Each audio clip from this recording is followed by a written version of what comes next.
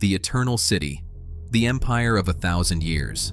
It was the largest and most powerful empire the world had ever known, a civilization that seemed invincible. So how did it die? This wasn't a single event.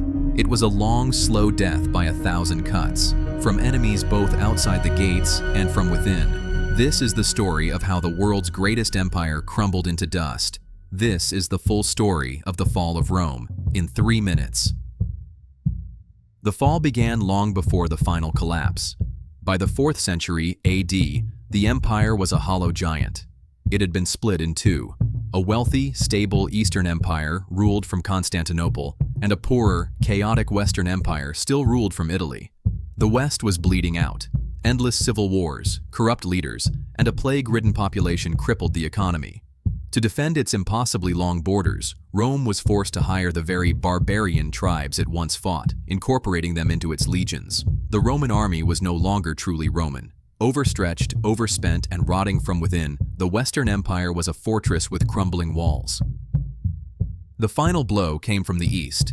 In the late 4th century, a terrifying nomadic force, the Huns, swept out of the steppes, creating a shockwave of terror and migration.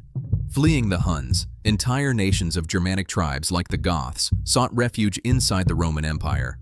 Rome mishandled the crisis, treating the desperate Goths with cruelty. This led to a massive rebellion and a catastrophic Roman defeat at the Battle of Adrianople, where an emperor was killed and a legion destroyed. The spell of Roman invincibility was broken. For the first time, huge barbarian armies were now roaming freely inside the empire, and Rome was too weak to stop them.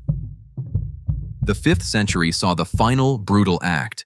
In 410 AD, the Visigothic king Alaric, after being denied the rights and lands he demanded, did the unthinkable.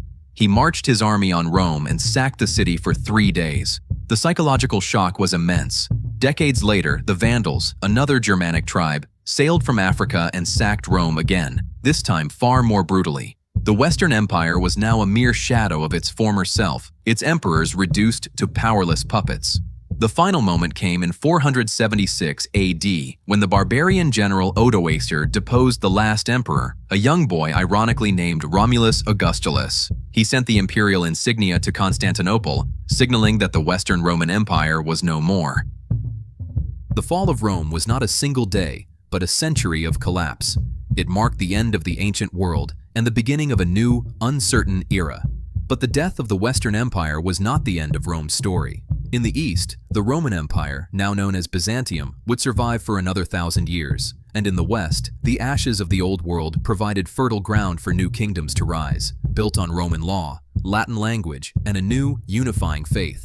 The Dark Ages had begun, but the legacy of Rome would endure. Click the video on your screen to watch the full story of the Byzantine Empire in 3 minutes, and be sure to subscribe to Epic Past so you don't miss a single story that shaped our world.